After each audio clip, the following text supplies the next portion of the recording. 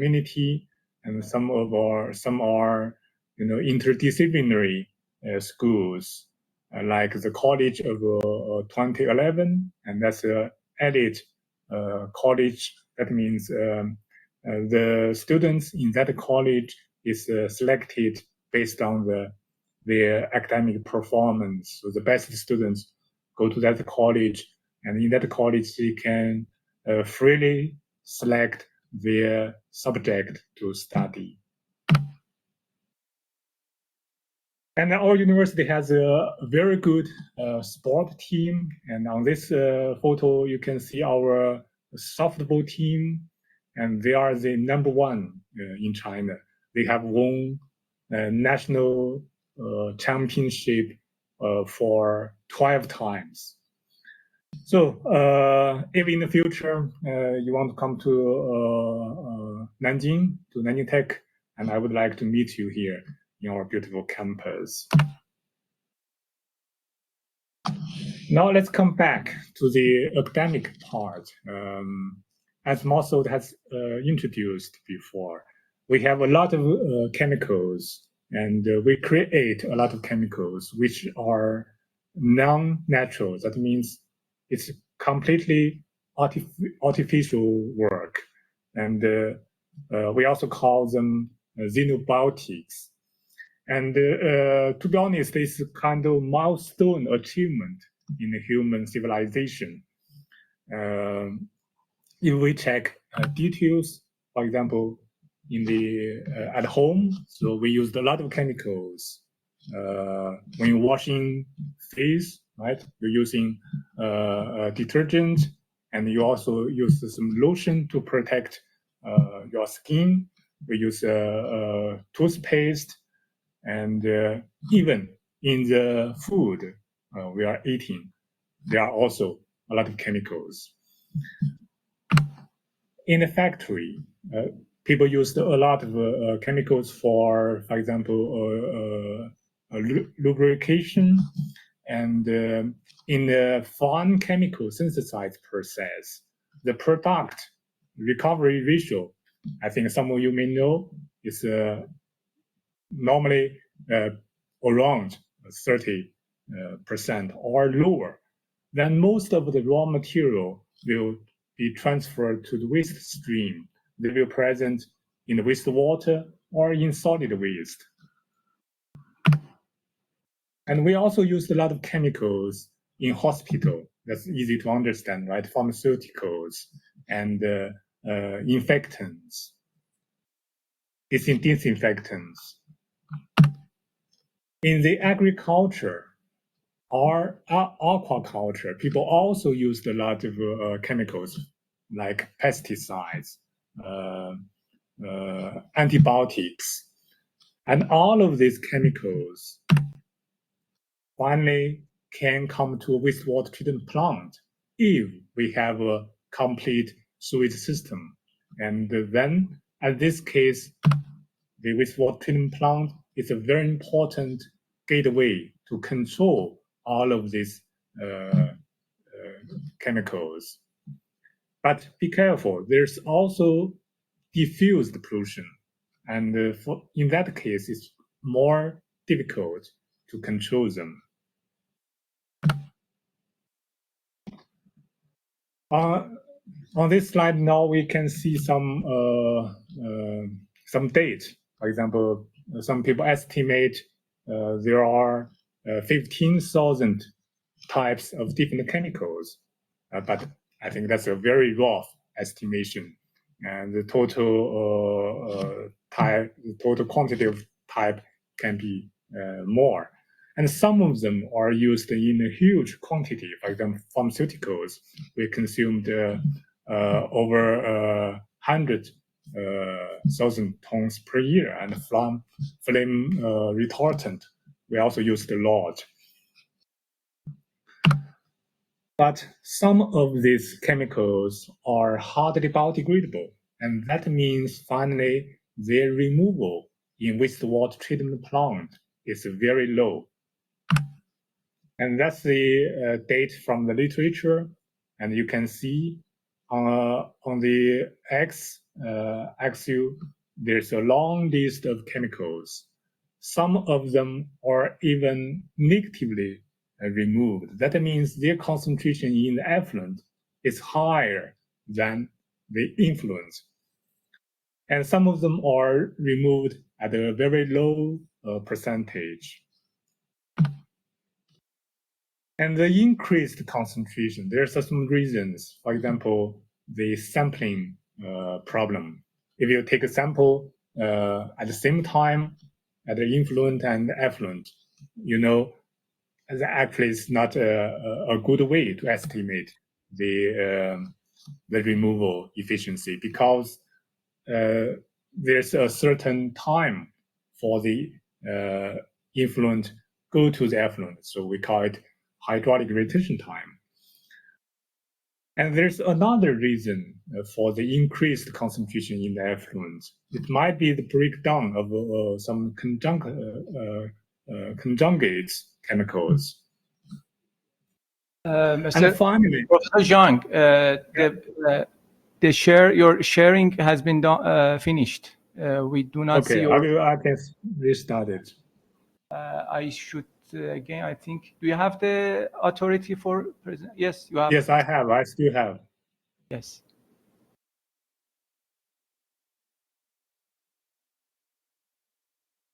Okay. I just shared the date on the eliminations.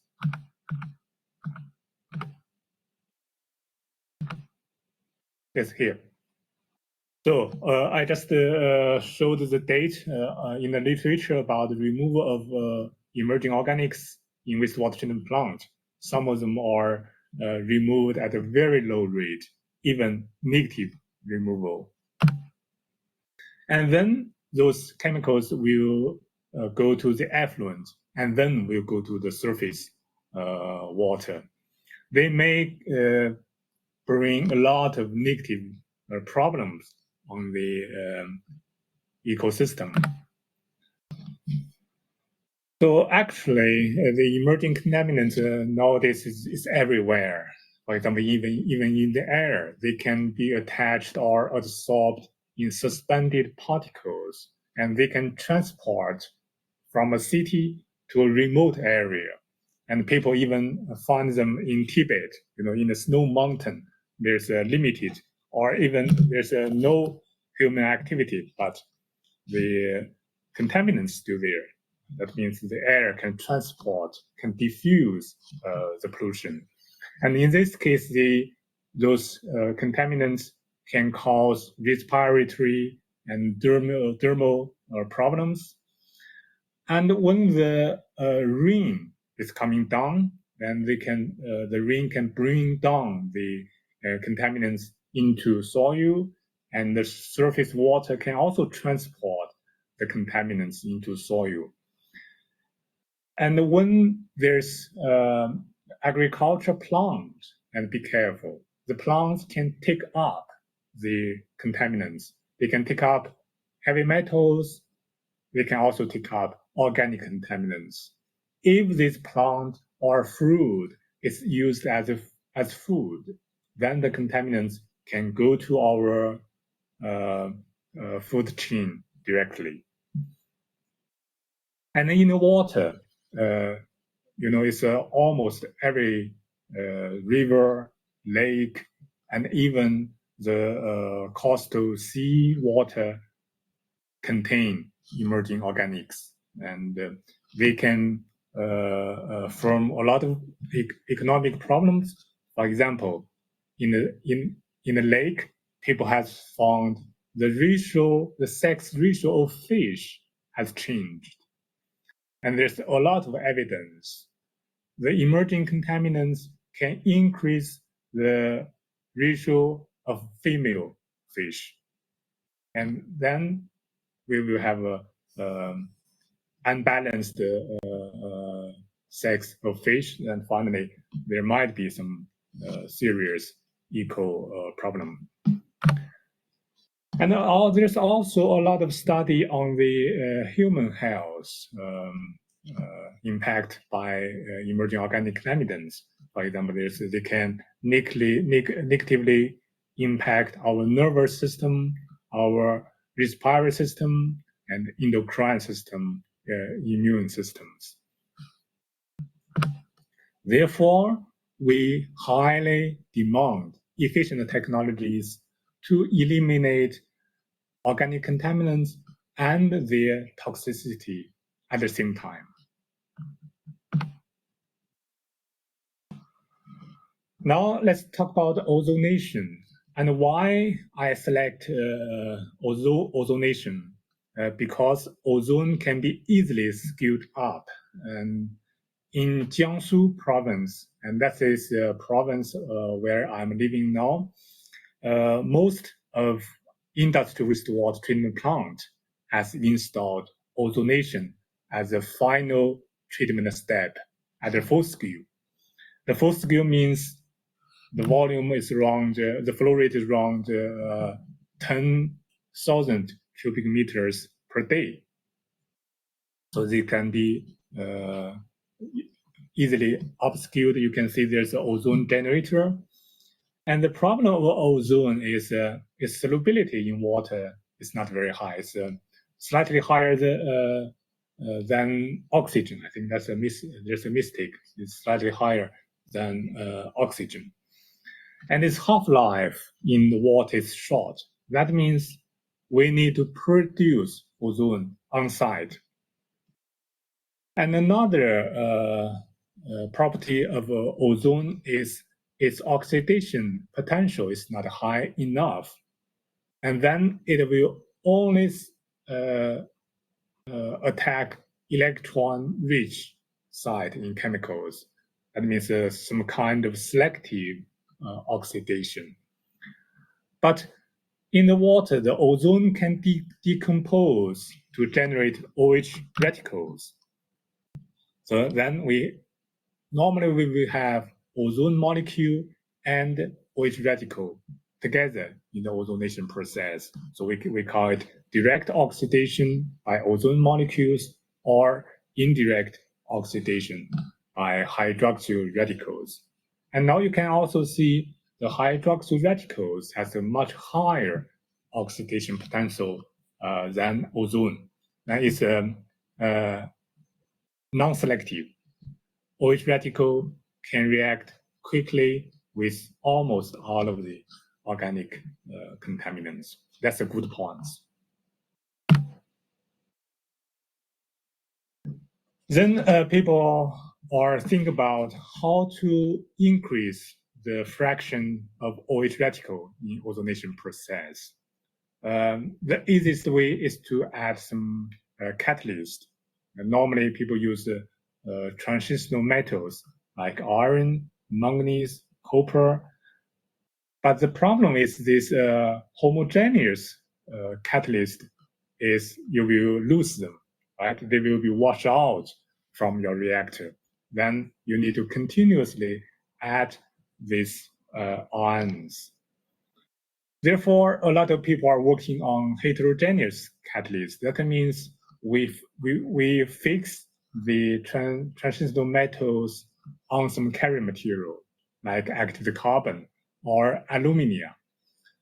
So we can retain the active catalyst in the reactor. They can stay in the reactor and we can have a longer stability. For sure, it cannot work for tens of years, but the stability is much better than the homogeneous catalyst. In the full application, people need to change the catalyst like every between 3 to 5 years. So that's long enough. If we change the solid catalyst composition, and we can also create some non-radical oxidation, like singlet oxygen or electron transfer reactions.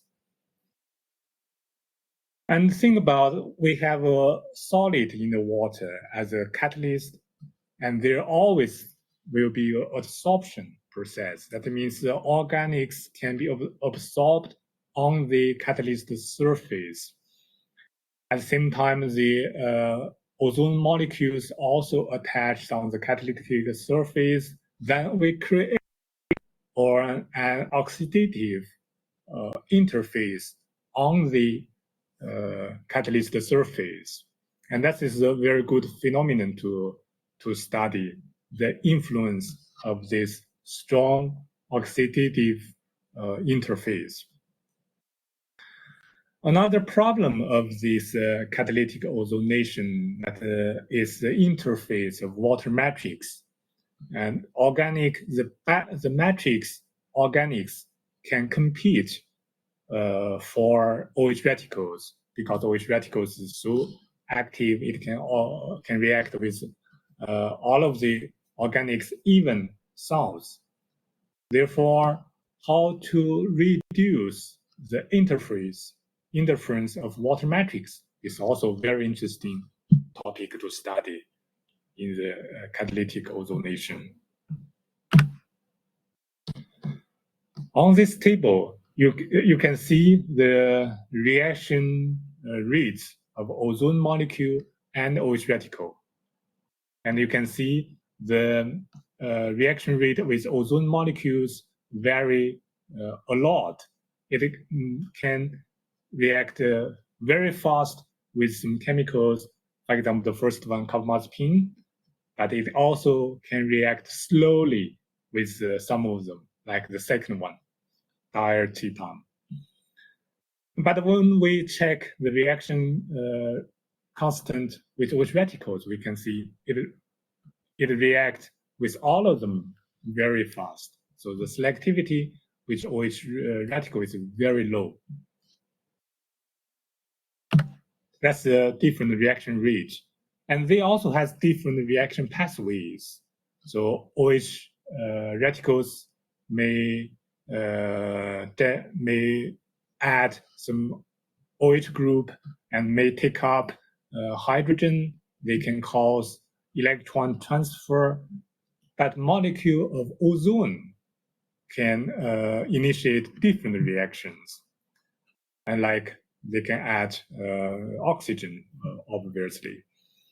And now we think about this different reaction maybe can initiate different reaction pathway, then they may result in different products. Now let's look at the reaction kinetics.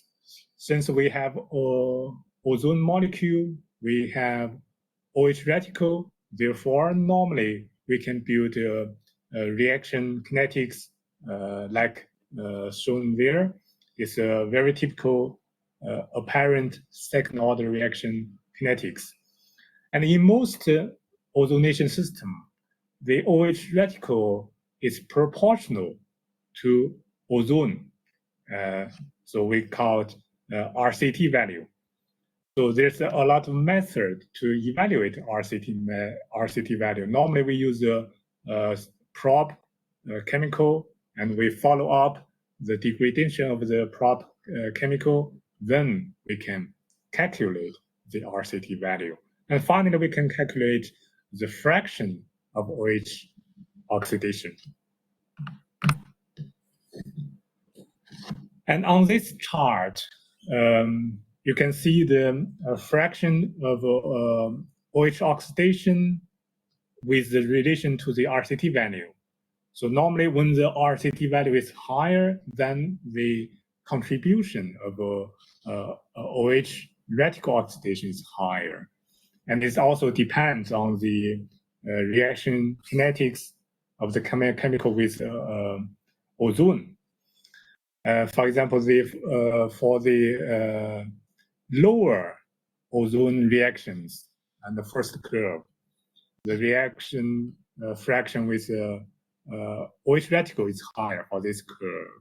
But for this curve, and this curve means this chemical react very fast with ozone, then the OH fraction is much lower. Because here on this equation, the concentration of ozone molecules is much more higher than the concentration of OH radical in most systems.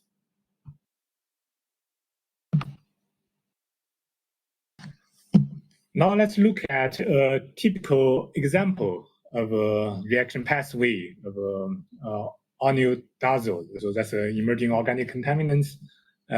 We analyzed the reaction pathway of this chemical at a different pH value, the pH 3 and the pH 11. At pH 3, normally there's a very low fraction of OH oxidation, and normally it's oxidized by ozonation. At pH 11, the OH radical portion is higher. Then we can see at pH 11, there's some specific transformation products. But in general, we can see in the ozonation process, we create more chemicals, more transformation products, more chemicals. Then we can also get the idea the OH radical oxidation fractions can significantly influence the degradation pathway and may also increase the influence the toxicity. And that's the data from the literature, and some colleagues evaluate the toxicity variation during ozonation. So on the chart here on the left, we can see the concentration is dropped down along the ozonation time. But when we analyze the toxic unit, we can see for almost all of the chemicals, the toxicity is increasing at the beginning until a certain stage, then it drops down for all of them. And the thing about, in around 50 minutes, most of the original chemicals has been eliminated or is gone here. But the toxicity is increased. For example, this one, chlorobenzene, and the toxicity increased a lot. Even the original chemical has been 100% removed. Then we have some kind of a loop of toxicity. Why we want to remove the emerging organic contaminants? Because they are toxic and they are hardly biodegradable. Therefore, we prefer use ozone. Ozone has a good oxidation potential. Ozonation can produce OH radicals. It can be applied at a full scale. Therefore, we use ozone. And we create more toxic products. Then we create some kind of loop of toxicity. Now let's think about how to reduce the toxicity. And there's one option is to increase the degradation efficiency. And remember the chart I showed you before. When we leave the ozonation in a longer time, finally, the toxicity can be dropped down. But the problem is the cost. If we add too much ozone in the water, and the cost will be extremely higher. And that means the 100% removal is not enough to control the toxicity. And we also need some kind of monitor to analyze the toxicity during the oxidation processes. And when we have a lot of oxidants and we can mineralize the organic contaminants, that means we can transfer them to water, carbon dioxide. Then their toxicity can be completely removed. That means the TOC, the total organic carbon, should be dropped down. Then we can control the toxicity more effectively. But as I said before, the cost is too high. It's not applicable for the full-scale application. And there are also other opportunities for us to control the toxicity in ozonation process. For example, we can change the pH. We can add the catalyst to control the fraction of hydroxyl radical oxidation. And we can also try to combine with other treatment steps, right? For example, we can add a biofilter after ozonation. But that's another topic. And today we will only discuss about how to change the fraction of, not how to, but what is the influence of the OH fraction on the toxicity. So in our laboratory, we tried to ozonation of ofloxacin, that's antibiotics. So when 500 milligram per liter of ofloxacin is degraded to 40 milligram per liter, it's around 90% removal. Then we analyze the toxicity with respirometer. And we can clearly see from page 3 to page 9, and the toxicity is gradually dropping down, but the TOC content is more or less stable. Then we further decreased the concentration of ofloxacin to 0, and that means it's non-detected. And we can also clearly see at a higher pH, the toxicity is gradually dropping down. But we have a unknown effect at pH 11, and the toxicity is slightly increased up. Maybe there's some problem of increased decomposition of ozone, because at the pH 11, the ozone decomposition rate is extremely high. And maybe the RCT value is affected at pH 11. And that's what we don't know yet. So when we change the pH and we change the refraction of OH radical oxidation, we also change the chemical status of ofloxacin. Therefore, we try to change the RCT value by adding catalyst at pH 3 and by adding methanol at pH 9. So we increased the RCT at pH 3 by adding catalyst. We decrease the RCT value at pH 9 by methanol. Now let's look at the result. So it's also very clear.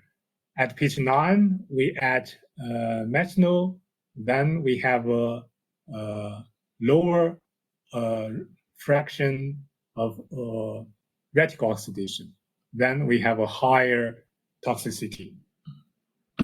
At pH 3, we add a catalyst. Then that means we increased the RCT value. And we also see at the high RCT value, the toxicity is lower, right? And this phenomenon tells us a higher fraction of OH oxidation maybe can result a lower toxicity. We also analyze the composition of ozonated solution by 3D EM. So there's some patterns. We can see the pH 3 and pH 9 has a different pattern. That means the composition is different. And here we also analyze the, we send the sample to HPLC MS. We try to identify some transformation products, and there's a huge amount, a lot of them, and we, to be honest, we cannot, validate each of the transformation products. But what we observed is there's a certain transformation products are different at pH 3 and pH 9. So that's the change the pH and adding catalyst to change the RCT value. Then we have another idea. If we can confine the OH radical oxidation in the small pores, so what can happen? So it's called a confined catalytic ozonation. We loaded iron and manganese oxides in the mesopores of zeolite, and we compared the catalyst which has iron and manganese oxides at the outside of SBA pores. So we call it outside or inside the SBA. On these microscope pictures, you can clearly see this one has a very large particle at the outside of SBA, and on the right side, there's small, very small particles. It looks like it's in the pores. And in the dark field of TEM, we can also see the tiny pores in the tiny particles in the pores. Then we use the BTA as a model compound to evaluate the catalytic activity at different pH value. In general, we found the confined catalyst have a higher catalytic activity. If you compare them at the same pH value, you can see it's slightly higher. But think about, so in general, the confined catalyst has a 1.25 times higher than the unconfined catalyst. But think about, the catalyst is in the small pores of SBA. That means the diffusion rate of organic contaminants from water to the pores is limited. It should be lower than in the bulk water, right? Therefore, this diffusion problem will hinder the reaction kinetics. But why we have a higher activity of from the confined catalyst? It's possibly because the particle is smaller, then we have more active centers. Then we roughly estimate those active centers. So it's about 5 times more active centers in the confined catalyst than the unconfined catalyst. But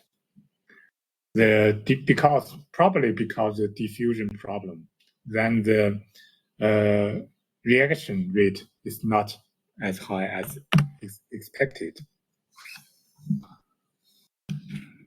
Now let's look at the interference of organic, large molecule organics. We use the tonic acid as a model. So we add different amount of tonic acid to see the inhibitory effect. And it's very clear. The non-confined catalyst is easily interferenced by tonic acid. But if we check the confined catalyst, the interference is much less. We also use the real wastewater. In the real wastewater, there's a lot of different organic contaminants. They can compete with the they can compete for the ozone and for the OH radicals. But the confined catalyst also showed a better performance against the in the real wastewater. But interestingly, when we compare the impact of salts, and both catalysts has a similar performance. That means the confined effect has nothing to do with the small salt, because the salt can be easily transported into the small pores of zeolite.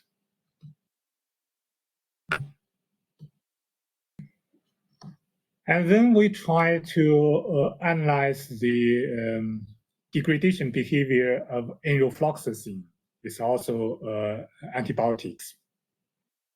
And we use some prop chemicals to calculate the contribution of ozone molecule, the contribution of OH radicals, and the contribution of adsorption in the degradation process of enrofloxacin. And it clearly shows in the confined ozonation, enrofloxacin is oxidized more by OH radical, as shown in the chart below. Then we sent the sample to HPLC MS, and we try to identify some transformation products. The list is very long. I cannot show them here, but interestingly, we can clearly see in a certain retention time, the non-confined catalyst generate more transformation products than the confined catalyst. Then we use the nitrifying bacteria to analyze the respiratory inhibition, and it also shows the confined ozonation generated a much lower toxicity than the sole ozonation than the non-confined catalytic ozonation. That's the result from nitrifying bacteria. And we further used zebrafish to analyze the toxicity. And it also shows the mortality of the confined ozonation products is much lower than the non-confined ozonation products. And the heart rate, the body length, the swimming rate of zebrafish from confined ozonation is more close to the control test. It also tells us the confined ozonation may generate less toxicity. So on this slide, we try to propose some mechanisms, and maybe it's because in the confined space, the OH radical, the lifetime OH radical is extremely short. Therefore, the OH radical is mainly stay in the pores of SBA. So only when the contaminant is in the pores, then it's oxidized.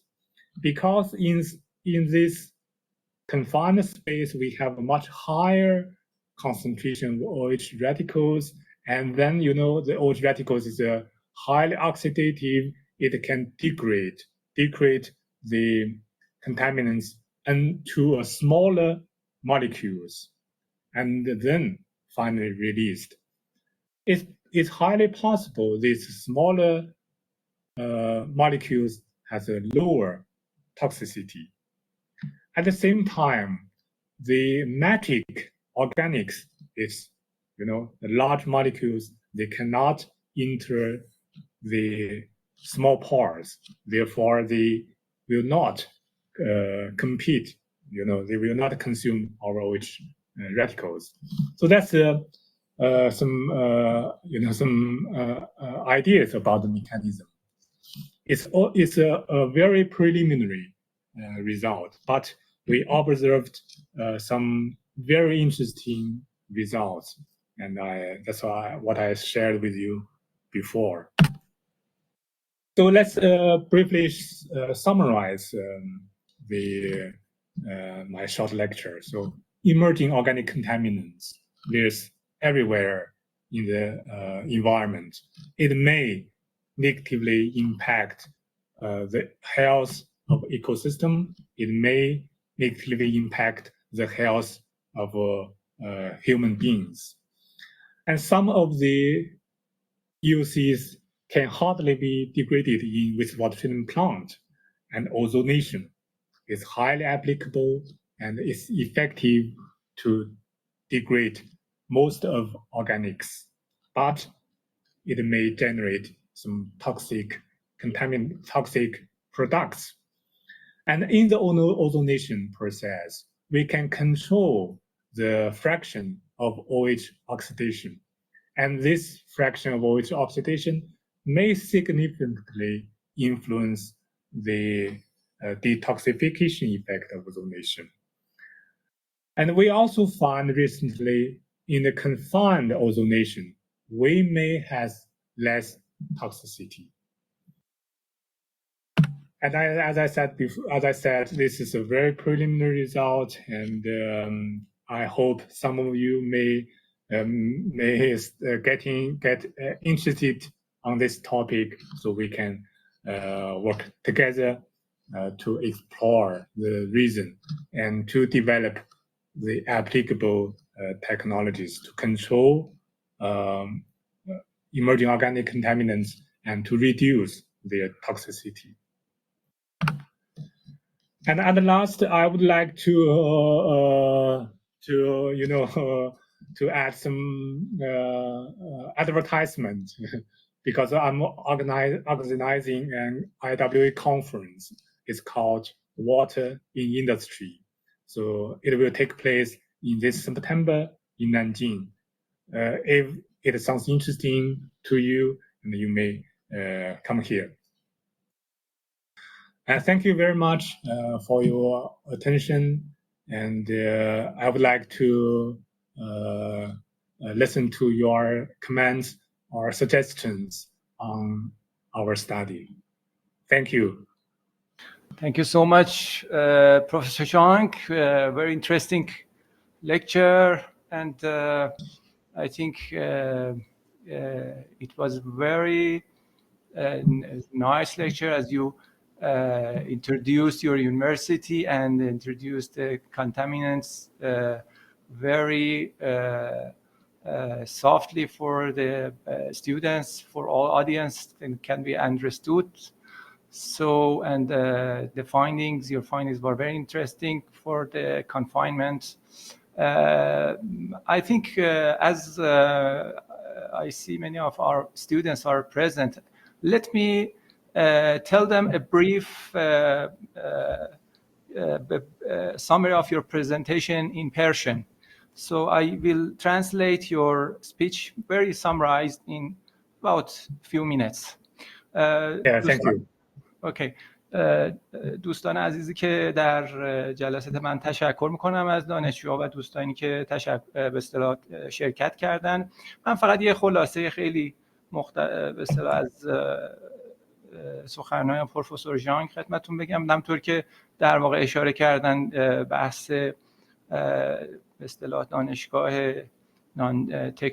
نانجینگ تک رو در واقع معرفی کردم و منابع آلاینده های نوظهور رو گفتن که الان یکی از معضلات زیست محیطی ماست، معضلات در واقع سلامتی ما هست. خیلی از به اصطلاح منابع بیماری ها و سرطان ها الان هست که هنوز ما باش دست به گریبان هستیم. راه حل مشخصی هم برای حذفش نیست. همونطور که اول جلسه هم گفتم روش‌های اکسیداسیون پیشرفته هست که یکی از این روش اوزون زنی، منتها این اوزون زنی حتما باید با توجه با استفاده یک کاتالیست یا کاتالیزوری انجام بشه که بتونه اون رادیکال OH که اشاره مرتب می‌کردن، رادیکال هیدروکسیل رو آزاد کنه که این در واقع میتونه قدرت حمله به این مواد آلاینده‌ای داره که اینا به راحتی تجزیه نمیشن، تو تصفیه‌خانه فاضلاب هم از بین نمیرن و مقدار خیلی کم، غلظت‌های خیلی کم هم اینها آسیب‌های جدی به سلامتی انسان میزنن و عامل به خصوص سرطان هستن. این در واقع یه پرزنتیشنی بود، روش اوزونزنی کاتالیکی رو معرفی کردن و اینکه در واقع یه سری ترکیبات جانبی داره که این ترکیبات جانبی خودش یه سمیت ایجاد میکنه و ایشون در واقع اومد یه روش جدیدی رو پرزنت کرد که شما اون تولید اون رادیکال‌های هیدروکسیل رو در یه سری نانوحفرات به اصطلاح سری مدیایی که حالا SPA15 مثلا یک ترکیبی از زئولیت هست اشاره کردن که توی این در واقع با این روش میتونن اون اثرات جانبی و سمیت روش اوزونزنی رو هم کاهش بدن و در نتیجه در واقع میتونه یک روش خیلی نوآورانه‌ای باشه که هم برای حذف مؤثر مواد آلاینده نوظهور، مواد عالی نوظهور باشه و هم اینکه اون اثرهای جانبی رو در واقع کاهش بده. Thank you, Professor Zhang. I explained the summary of your very brief, but I invite. Thank you for your help. Thank you. I invite students for search the University of Nanjing Tech, as I saw your view size is very beautiful and also the environment and the presence of such distinguished professors such as Professor Zhang is a very great opportunity for every student. I think being a student, I would like to be very younger and become your student because well, you can be a visiting professor. Come on. Yes, of course, it will be a very exciting opportunity for me. As you all hear about the speech, Professor presented very understanding, and I think it's very informative for every teacher to have such presentation. As you focused on his presentation, it's very illustrative. And I tell many students when they want to present their speech, their talk on the class, their presentation should be illustrated. So your lecture was very informative for students or for graduates, for any colleagues that want to present very effectively. So I appreciate the opportunity you gave us, and I would like the students or the attendees, if they have any question or comments, we are ready to hear your comments.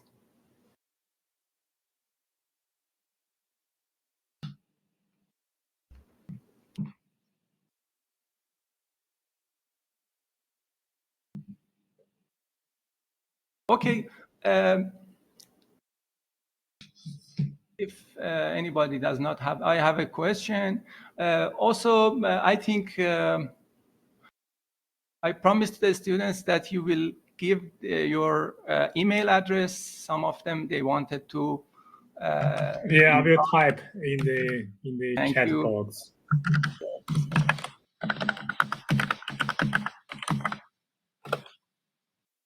Okay, nice. Thank you for the students who want to contact and if they want to apply for their graduate studies, so it is available for them. It was very interesting for me that you are solving a problem, and the problem is the emerging contaminants by, for example, catalytic ozonation. But as I understood, this process has some byproducts, as you mentioned, TP, yes, the sign of TP I see in your slides. I think it's somehow like DBP in, for example, chlorination. There are some byproducts, and these make toxicity. Is that right? Yes, and disinfection byproducts have been studied for tens of years, and it's well known in the chlorination process we will create some problem. And ozonation has been less concerned before, but recently people clearly found ozonation also generate toxic products. Mhm. But people are not, studied well on how to control the toxicity in the ozonation process, and what kind of parameter we can use to control the toxicity in ozonation. On this point, I think we need more research effort. Mhm. Also, the method you measure the toxicity was my question. I think maybe you mentioned in your lecture, or I didn't get the point. Is there any specific devices, or that you said HPLC or some methods for measuring this? We use the respirometer, to monitor the oxygen uptake of microorganisms. And that's one method. And the second method is zebrafish. We cultivate zebrafish with original compounds and also with the reacted solution. Okay. So we can observe the growth of zebrafish. We can observe the death rate of zebrafish. We can observe their activity, like swimming, like the heartbeat. We can also analyze some biomarkers, like some enzyme in the zebrafish, and they will react. The zebrafish will produce different level of enzymes against the toxic chemicals. Is there any chemical method for measuring toxicity besides the biological or biomonitoring, as you said? Yes, there's some cells. You can use some separate cells to monitor the toxicity. But normally you need a model organism or a cell. Okay. There's another way we can calculate the toxicity. So if you know the structure of a chemical, then we can predict the toxicity. But when we're talking about the transformation products, it's getting tricky because we don't know its exact structure. And to elucidate this chemical structure, it will consume a lot of time. You are from the chemical engineering side. You know much better than me. It's very difficult to identify the exact chemical structure. Of course, yes. Thank you. Okay. I think there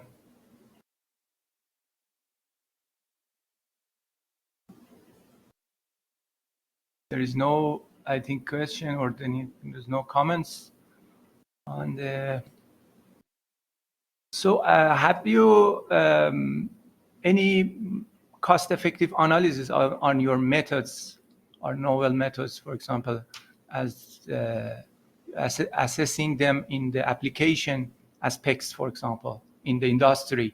Can you apply these methods in the industry? Are they cost-effective? At the moment, it's too early. Still here? Yes. Yeah, at the moment it's too early. For example, the confined because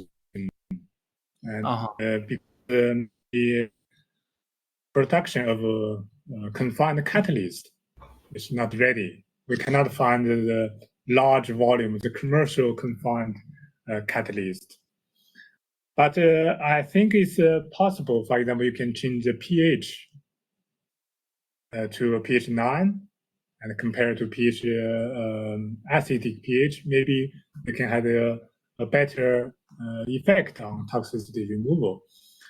And another indication is we need online toxicity monitor. Mm-hmm. And there are some products available in the market. So in China, people are discussing about to include the toxicity as a discharging in the discharging standards.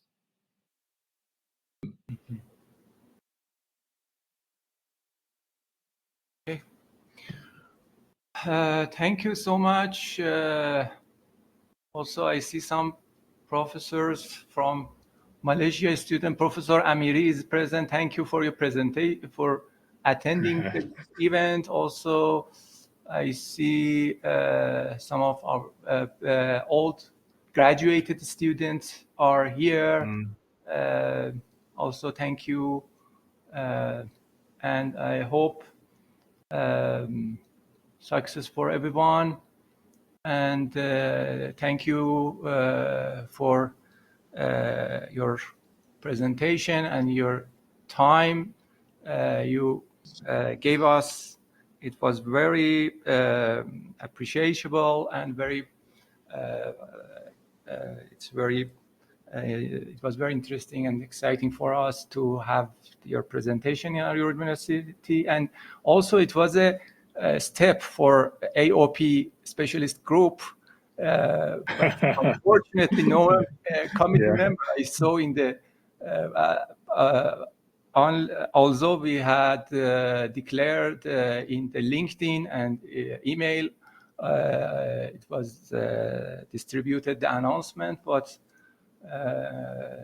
I expected some of them, Aichim, or some of them would be present, but all are very busy. So unfortunately, we did not have them here. But I hope in future we have more similar lectures, and I hope success for your team, your research team, for your lab, and I hope you will achieve great results from your experiments. Thank you so much. Do you have any comments at the end? Thank you very much, Masoud. Thank you for initiating this sharing event. Welcome. And also thank you very much for your encouraging comments and inspiring discussion. And I think in the future we will have more opportunity to cooperate, to define a certain research topic, and to develop proposals, and to co-supervise students. There's a lot of possibility.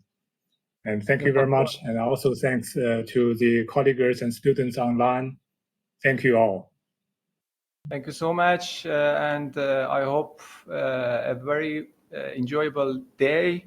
And I say goodbye for everyone, and you and your colleague. Thank you. Have a nice day have a nice night in Nanjing. Yeah, that's right. Thank you. Goodbye. Thank you. Goodbye. Thank you, everyone. Bye. Goodbye. Bye.